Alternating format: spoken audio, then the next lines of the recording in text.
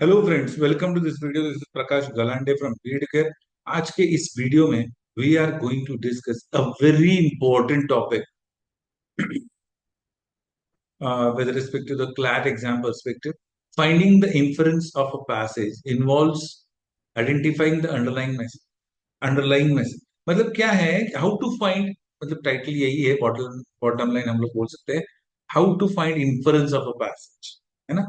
Not only CLAT but सारी, CLAT हो चाहे कैट हो चाहे कोई भी एग्जाम में आरसी अगर पूछा जाता है, to be more specific, CLAT और कैट की बात इसलिए हो रही है क्योंकि the level of difficulty of CLAT and CAT passage is slightly at the higher side as compared to the other competitive exams. ठीक है, तो how to find inference of a passage? Finding the inference of a passage involves identifying the underlying message, conclusion, or implied idea that the author wants to convey without explicitly stating it. मतलब clear cut words में बोला नहीं जा रहा, author इन बातों को clear cut words में नहीं बोल रहे हैं, लेकिन हमें उसको समझना है। आइडेंटिफाइंग द अंडरलाइंग मैसेज, है ना, जो बात कही गई है उसके पीछे क्या मकसद है, उसके पीछे क्या मैसेज है, उसके पीछे क्या इंटेंशन है, कहने का भाव क्या है, इम्प्लाइड आइडिया क्या है, ऑथर को जो कन्वे करना है रीडर के पास, लेकिन बिना शब्दों में कहे। Here's a step by step guide to help you effectively derive inferences. तो इन्फरेंस पर हम कैसे पहुंचे, इसके लिए कुछ टिप्स, कुछ इंपॉर्टेंट बातें हम डिस्कस करने जा रहे हैं। First point is understand the passage main idea. Passage का मेन आइडिया क्या है इसको समझो। Read carefully the identify read carefully and identify the main topic और थीम ऑफ द पैसेज, है ना। पहले तो पैसेज अच्छे से पढ़ो और उसका मेन टॉपिक या मेन थीम क्या है उसको समझो। मेन थीम क्या है पैसेज का। Focus on what the author is trying to convey as the central point. इस पूरे पैसेज के केंद्र बिंदु में क्या कहना चाहते हैं author. Focus on what the author is trying to convey as the central point. Look for key ideas and supporting details.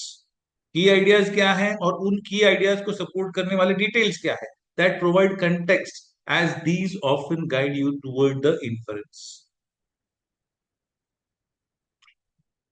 ठीक है ना।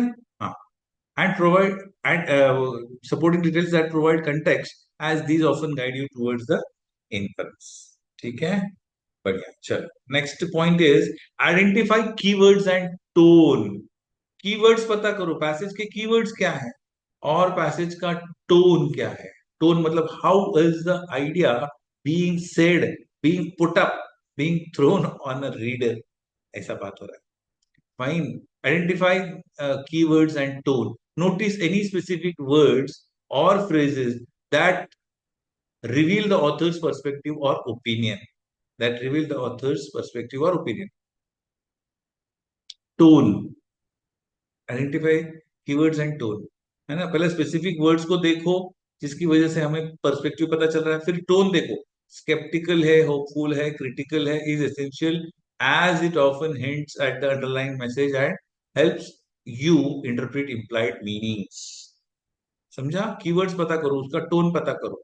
सेकंड पॉइंट, है ना। फर्स्ट पॉइंट में क्या बात डिस्कस हुई थी कि भाई पैसेज का मेन आइडिया पता करो, फिर बोल रहा है कीवर्ड्स पता करो, टोन पता करो। Then third point is look beyond literal meaning. Literal meaning मतलब आप समझ रहे हो, शब्दशः, शब्दों के अर्थ के आगे जाके सोचो।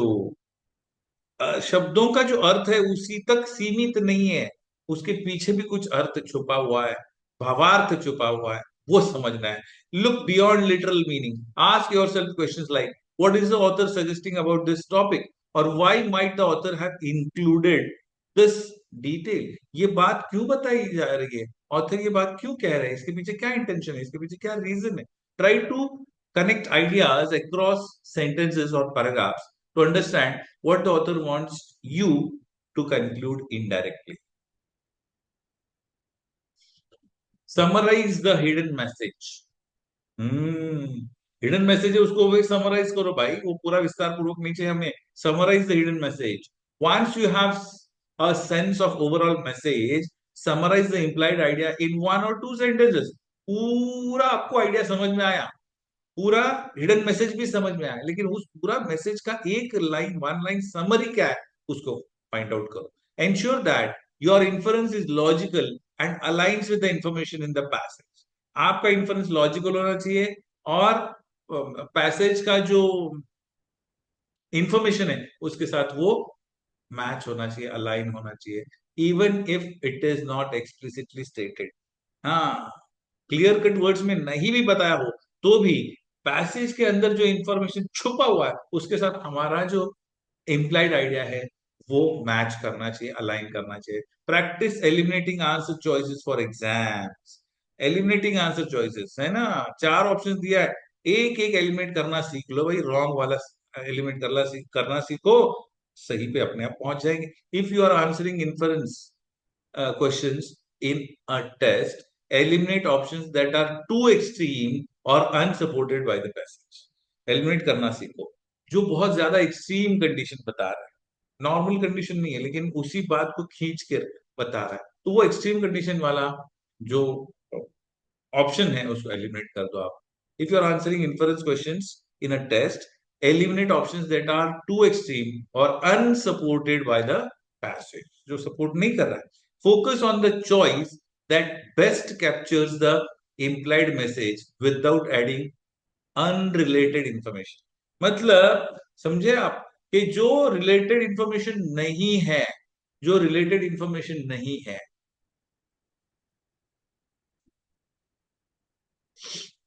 उसके बेसिस पे अगर कोई मतलब ऑप्शन है तो उसको आप मत सेलेक्ट करना. रिलेटेड इंफॉर्मेशन, अनरिलेटेड इंफॉर्मेशन मतलब हो सकता है हमारे दिमाग में आए हुए विचार हैं या हमारा प्रीवियस नॉलेज के आधार पर कुछ बात हो रही, उसको सेलेक्ट मत करना. समझा?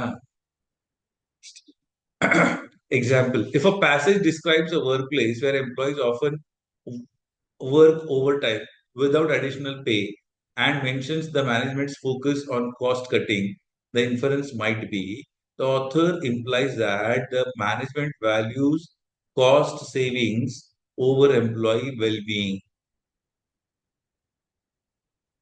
समझ में आ रहा है?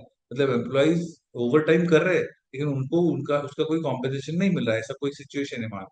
तो मैनेजमेंट फोकस क्या कर रहा है, क्योंकि कॉस्ट कटिंग करना है. तो ऑथर जो वो कहना चाहता है उसका उसका भावार्थ ये है, the author implies that the management values cost savings. Management को कॉस्ट सेविंग की पड़ी है ओवर एम्प्लॉय वेलबींग. एम्प्लॉय के हेल्थ से ज्यादा उनको कॉस्ट सेविंग की पड़ी है, कॉस्ट कटिंग की पड़ी है. Finding inferences requires practice, but focusing on understanding tone, connecting ideas, and summarizing the hidden message will make it easier over time.